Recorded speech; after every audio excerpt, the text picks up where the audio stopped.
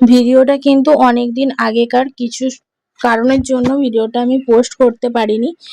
তো ভিডিওটা হচ্ছে আমরা একটু ঘুরতে বেরিয়েছিলাম আমাদের অ্যানিভার্সারি উপলক্ষে। আমাদের ৫ বছরের বিবাহিত জীবন সম্পূর্ণ হয়েছিল, তার জন্য দেখো আমরা ঘুরতে বেরিয়েছিলাম। বিগত ৫ বছর ধরে আমরা কিন্তু কোনো অ্যানিভার্সারিতে কোথাও ঘুরতেও যাইনি বা কোনো আমাদের সেলিব্রেশন কিছুই হয়নি। আমাদের সেলিব্রেশন বলতে কি, আমাদের মধ্যবিত্ত গরিব পরিবারের সেলিব্রেশন বলতে একটু ছোট্টবেলা কেক নিয়ে আসলো, একটু কেক কাটা হলো, বাড়ির কজন মিলে একটু আনন্দ করা হলো, এটুকুনি। আমাদের মতো গরিব মধ্যবিত্ত পরিবারের তো লোকজন নিমন্ত্রণ করে খাওয়ালাম বা ধুমধাম করে অনুষ্ঠান করলাম, এটা তো আমাদের পক্ষে সম্ভব নয়।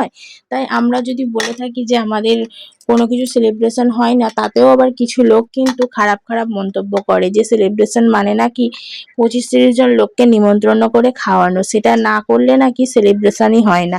এই যে তোমাদের দাদাভাই আমাকে ৫ বছর পর কিন্তু অ্যানিভার্সারিতে ঘুরতে নিয়ে গেছে। এর আগে কিন্তু আমাদের এখানে অ্যানিভার্সারিতে কোথাও ঘুরতেও নিয়ে যায়নি বা আমাদের কোনো কিছু সেলিব্রেশনও হয়নি। একটি মেয়ের কিন্তু সবসময় বড় বড় ইচ্ছা বা বড় বড় শখ থাকে না। তারা চায় তাদের স্বামী যেন ভালো থাকে, সুখে থাকে, শান্তিতে থাকে, তাদের স্বামীর যেন একটু আয় উন্নতি হয়, এটুকুনি।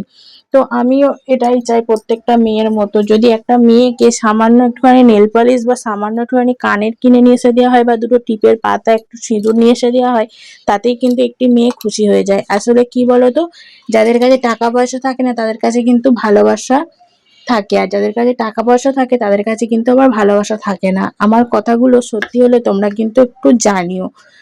তো যাই হোক, আমরা কিন্তু গঙ্গার পাড়ে ঘুরতে গিয়েছিলাম। সেদিন ঘুরতে গিয়ে কিন্তু প্রথমেই রাস্তায় ফুচকা খেয়ে নিয়েছিলাম, আর এদিকে গঙ্গার পাড়টা দেখো এত সুন্দর নিস্তব্ধ, এত সুন্দর চারিদিকের পরিবেশটা। যত যাই কিছু হোক না কেন তোমার মনটা কিন্তু এমনি এমনিই ভালো হয়ে যাবে। আর এদিকে মেয়েও কিন্তু প্রচন্ড পরিমাণে আনন্দ করছিল, ও কিন্তু খুব খুশি হয়েছিল যে এতদিন পরে ঘুরতে গিয়েছিল। আর সাধারণত ঘুরতে আমাদের যাওয়া হয় না, আর বাপের বাড়ি আর শ্বশুর বাড়ি কাছাকাছি হওয়ার জন্য আরোই তো আমাদের কোথাও যাওয়া হয় না, খুব কমের ভাগ আমরা বাইরে কোথাও বেরোই। তো যাই হোক, আমার কথার সাথে তোমরা যদি সহমত হও অবশ্যই কমেন্টে জানিও।